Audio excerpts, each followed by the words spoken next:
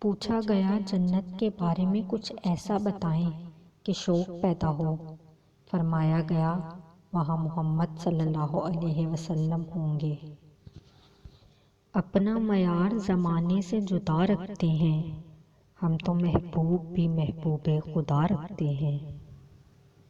جنت نہ مانگ مانگ زیارت حضور کی، خیرات مانگنی ہے تو پھر بے مثال مانگ۔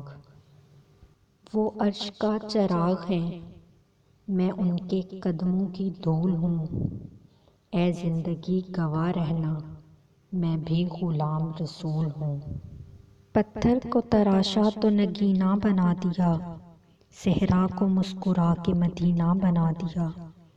دونوں عالم کے پھولوں کی خوشبو نچوڑ کر رب نے میرے نبی کا پسینہ بنا دیا، صلی اللہ علیہ وآلہ وسلم۔